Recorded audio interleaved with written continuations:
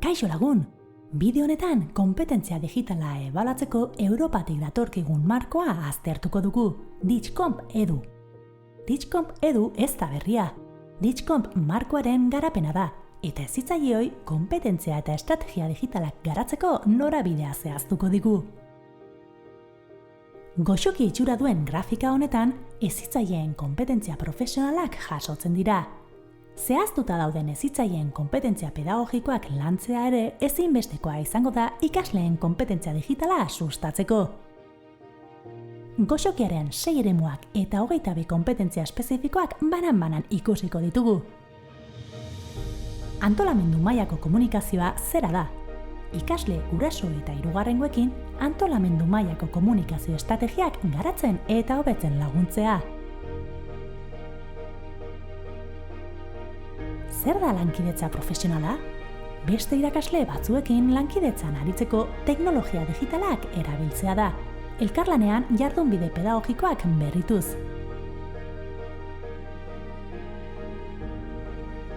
Zer da gogoetan oinarritutako jardunbidea? Banaka eta kolektiboki hausnartzea da.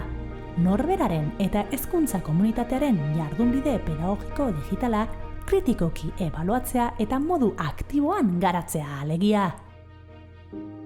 Etengabeko garapen profesional digitala zera da? Iturri eta baliabide digitalak erabiltzea irakasleak profesionalki etengabe garatzeko.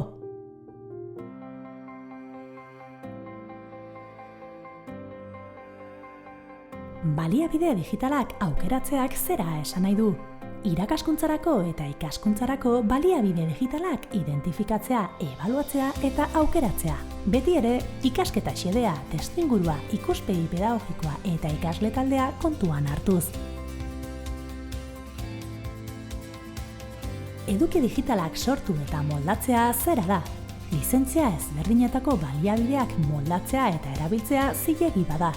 Hezkuntza baliabide digitalak sortzea beti ere ikasketa xedea, testuingurua, ikuspegi pedagogikoa eta ikasle taldea kontuan hartuz. Zer da eduki digitala kudeatu, babestu eta partekatzea? Eduki digitala antolatzea eta ikasle, guraso eta beste irakasleen esku jartzea da. Isilpeko eduki digitala eraginkorki babestea. Pribatutasun eta copyright arauak errespetatu eta behar bezala aplikatzea. Lizentzia eta hezkuntza baliabide irekiak nola erabili eta sortu ulertzea, eta lan bat norena den nola adierazi jakitea.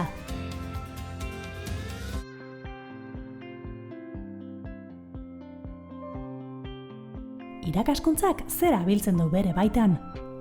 Irakaskuntza prozesuan gailu eta baliabide digitalak aplikatzea irakaskuntza jardunbideak hobetzeko. Irakaskuntzarako formatu eta metodo pedagogiko berriak probatu eta garatzea. Zer da orientazioa eta laguntza? Ikasleekiko elkarrekintza hobetzeko ikaskuntza saioetan eta haietatik kanpo tresna eta zerbitzu digitalak erabiltzea da. Orientazioa eta laguntza emateko forma eta formatu berriak probatu eta garatzea. Zer da elkarlanean ikastea? Ikasleen arteko elkarlana sustatu eta hobetzeko teknologia digitalak erabiltzea da. Ikasleak trebatzea teknologia digitalak erabil ditzaten, komunikazioa, elkarlana eta ezagutza elkarlanean sortzeko gaitasuna hobetze aldera. Ikaskuntza autoregulatua zera da? Teknologia digitalak erabiltzea autoregulatutako ikaskuntza prozesuak bultzatzeko. Norberaren ikaskuntza planifikatzeko, gainbegiratzeko eta gogo eta egiteko, aurrera pausoak ikusteko, ideiak partekatzeko eta sormenezko irtenbideak emateko.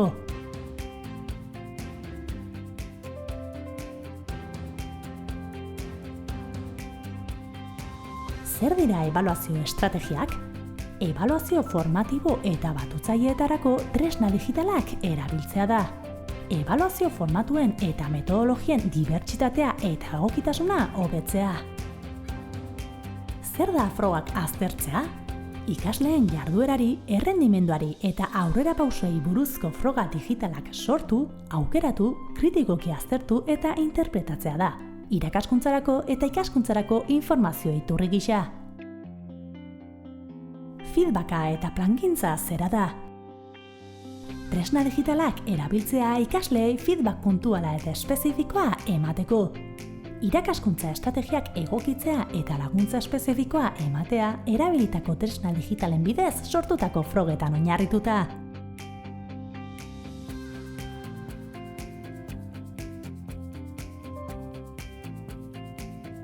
Irisgarritasuna eta inklusioa hauxe da.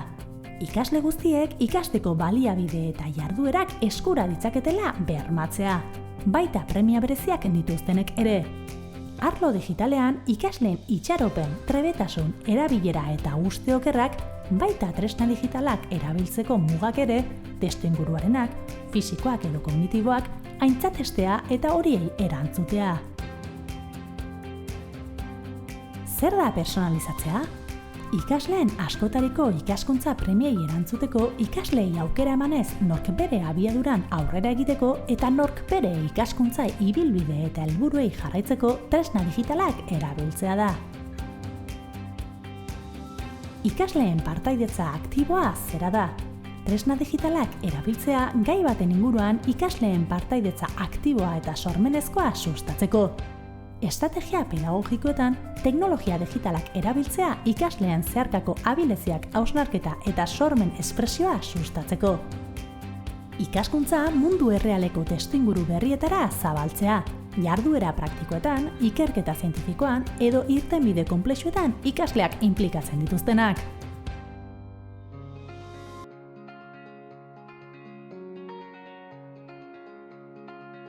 Zer da alfabetatzen mediatikoa eta informazioa arlokoa? Ikasteko jarduerak, atazak eta ebaluazioak txertatzea ikasleak behartzen dituztenak informazio premiak antolatzera, ingurune digitaletan informazioa eta baliabideak bilatzera, informazioa antolatu, prozesatu, aztertu eta interpretatzera, eta informazioaren eta iturrien sinesgarritasuna eta fidegarritasuna konparatu eta kritikoki ebaluatzera. Komunikazioa eta kolaborazioa zera da. Ikasteko jarduerak, atazak eta ebaluazioak txertatzea ikasleak behartzen dituztenak tresna digitalak eraginkortasunez eta modu arduratsuan erabiltzera komunikaziorako, lankidetzarako eta partaidetza zibikorako. Zer da eduki digitalak sortzea? Ikasteko jarduerak, atazak eta ebaluazioak txertatzea da. Beti ere, ikasleak behartzen dituztenak beren burua baliabide digitalen bidez adieraztera eta eduki digitala hainbat formatutan egokitu eta sortzera. Ikasleei irakastea lizentziak nola aplikatzen diren eta iturrien aipuak nola egiten diren. Zer da erabilera arduratsua? Ikasleen ongizate fisiko, psikologiko eta soziala bermatzeko teknologia digitalak erabiltzean neurriak hartzea da. Ikasleak ahalduntzea, arriskuak kudeatu eta teknologia digitalak modu seguru eta arduratsuan erabil ditzaten. Arazoak ebaztea zera da. Ikasteko jarduerak, atazak eta ebaluazioak txertatzea.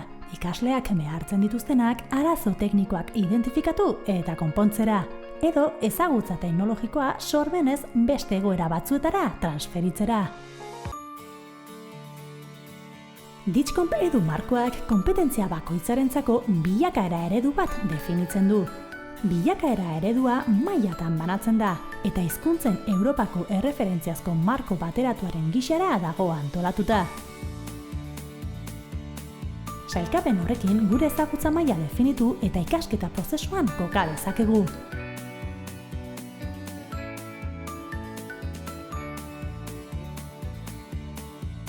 Hasi berriak.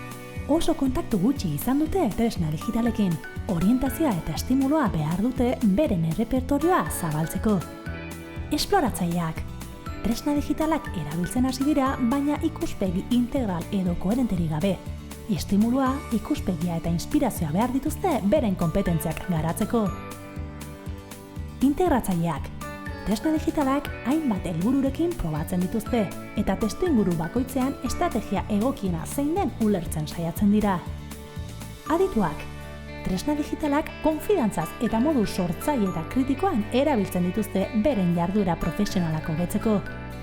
Esperimentazioa erabiltzen dute beren estrategia sorta zabaldu, egituratu eta finkatzeko. Liderrak. Estrategia sorta digital malgu, osatu eta eraginkor ugari dituzte, beste batzuentzat inspirazio iturri dira. aurrendariak. Zalantzan jartzen dute praktika digital eta pedagogiko garaikideen egokitasuna. Berrikuntzaren buru dira eta irakasle gazteentzako eredu. Amaitzeko goxokia gogora ekarriko dugu. Ikusi ditugun 6 eremuek eta 22 azpikopetentziek erakutsitakoaren inguruan hausnartzera gonbidatzen zaituztegu. Bideo ikusi aurretik zenbateraino ezagutzen genuen DISCOMP edu markoa? Zer ikasi dugu? Azpikopetentziaren bat garatzeko beharra dugu? Zer azpikompetentzia garatu behar dugu? Zer onura ekarriko digu?